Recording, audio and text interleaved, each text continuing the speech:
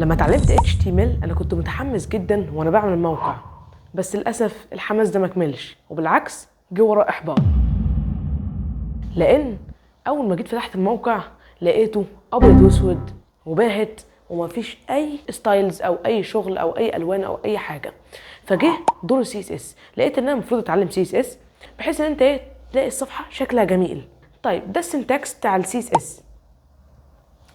ده مثال عليه ببساطه ان انت بتكتب اسم الاليمنت وبتفتح الكيرلي بريسز وبتكتب مثلا كلر تقول كلر كولون وتكتب الفاليو، يعني هو ماشي بنظام كيو فاليو تكتب الفاليو اللي هو مثلا ريد مثلا او بلو او ايا كان وتعمل السيمي كولون. تمام، وتنزل تعمل اللاين الجديد او الستايل الجديد. تمام، انت احيانا بتدي كلر وباك جراوند كلر مثلا يعني او بوردر، وان شاء الله هنعمل كورس CSS قريب ان شاء الله هينزل على القناه. وبس كده، لو عجبك الفيديو ما تنساش تعمل لايك وتشترك في القناه وتشير الفيديو وتابع جدا القناه عشان كورس CSS هينزل قريب جدا. سلام.